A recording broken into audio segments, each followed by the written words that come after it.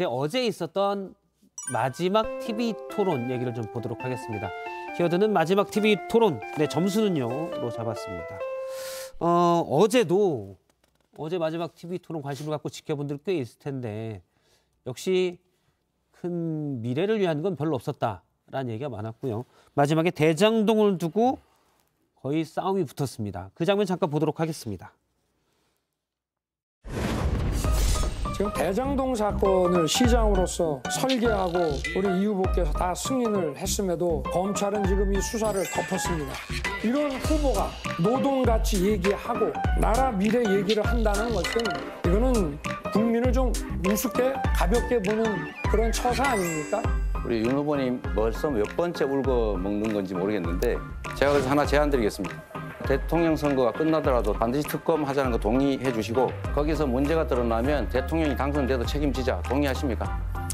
이거 보세요. 동의하십니까? 이거 보세요. 동의하십니까? 네? 지금까지 동의하십니까? 다수당으로서 수사도 다 동의하십니까? 투표하고 지금 뭐 대통령 선거가 국민학교 애들 반장 선거입니까?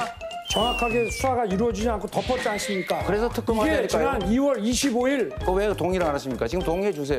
아니 왜 당연한 거를 특검에서 지금까지 안 결과가 하고 있다가 나오면 이제 대통령이 얘기해 당선돼도 책임지죠. 네.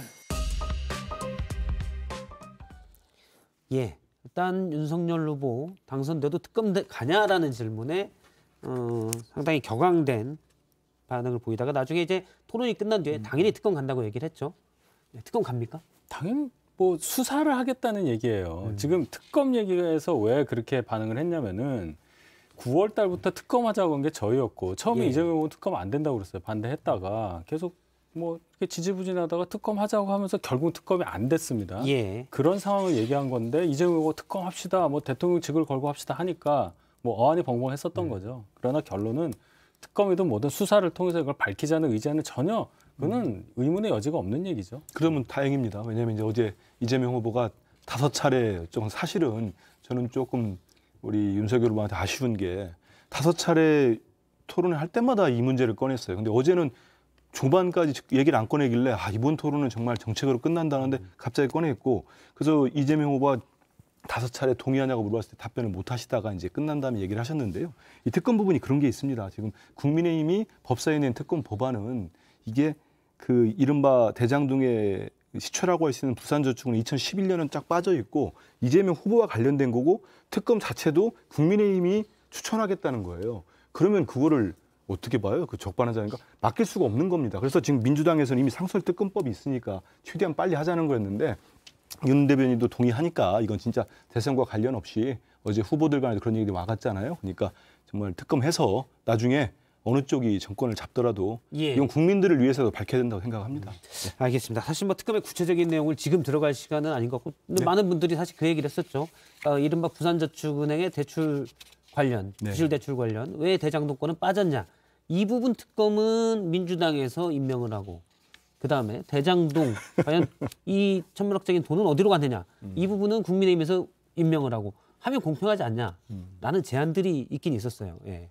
알겠습니다. 자, 그러면 어제 정의당 심상정 후보가 사실 중요한 질문을 던졌습니다. 그러니까 여러 후보들이 서로 이런 공약을 내고 이렇게 지원을 하겠다고 했는데 도대체 재원 마련은 어떻게 하냐.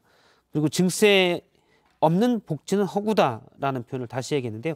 이 부분도 잠깐 들어보겠습니다. 저는 증세 없는 복지는 허구고 감세하는 복지는 사기다. 그렇게 생각합니다. 어떻게 생각하세요? 필요하면 증세도 해야 되겠습니다만은 원칙은 경제를 좀 원활하게 성장을 시켜야 거기서 복지의 재원이 또 많이 산출이 될 수 있는 거니까 기본적으로 써야 될 복지에 대해서는 지출 구조 조정 또 자연세수 증가해서 나오는 것 한 연 한 27조 정도가 되는데 그런 거를 합치면은 제가 복지 전체 공약에서 잡은 돈이 한 266조 정도 되고 복지가 한 100조 그렇게 말씀하지 마십시오. 추계를 안 근거도 해보시죠. 없이 자료를 갖고 와서 얘기를 하시든가 자료를 여기가 후보님이 무슨 내셔야지 왜 그런 저더러 내라고 합니까? 자료 없이 그냥 와서 막 아무 말이나 하는 데는 아니지 않습니까? 자료를 내세요 그러니까. 예, 재원 대책이 없는 복지 정책이다라고 심상정 후보가 다른 후보들에게 질타를 했습니다. 이것은 어떻게 보시는지? 윤석열 후보는 계속 그 얘기를 해요. 이 지출 구조 조정을 해가지고 재원을 마련하겠다는 얘기를 합니다. 예. 근데 이제 이 얘기를 안 할 수가 없어요. 이재명 후보는 증세 안 한다고 그랬단 말이에요, 어저께. 어제 분명히 얘기했죠. 7개월 전에 이런 말을 해요. 조사회 부담료 올리는 게 경제 활성화 시킬 것임을 내가 증명해보고 싶다. 이 얘기를 하고 그다음에 뭐 얘기합니까? 공약에 이게 있어요. 국토보유세하고 탄소세 신설한다고 그랬잖아요. 증세에 가까운 얘기잖아요. 예. 근데 자기는 증세할 계획이 없다라고 어제 얘기를 했어요. 그러니까 입장이 이렇게 바뀌니까 저는 거기에 의문을 가졌었던 거고 윤석열 후보는 어쨌든 계속 그 얘기를 합니다. 지출구조 조정, 세출구조 조정을 통해서 아낀 예산을 쓰겠다. 예. 계속 일관된 입장을 냈으니까 심상정 후보께서 저렇게 화내실 일이었던가 이렇게 생각이 들었습니다. 사실 아마 그런 부분 때문인 것 같아요. 왜냐하면 이전에 박근혜 정부에서도 처음에 나온 뭐 세출 구조 조정 네. 그리고 그 유명한 표현이 있죠. 지하 경제 양성화 이런 것들을 통해서 재원을 마련한다고 했는데 사실 둘 다 안 됐어요. 저도 예전에 기획재정부로 오래 출입했지만 세출 구조 조정이 쉬운 게 아니거든요. 예, 아시겠지만. 예. 예. 자, 근데 증세 국토보유세 이재명 후보가 얘기했는데 증세 없다고 어제는 분명히 못을 박았거든요. 국토보유세는 증세가 아닌가요?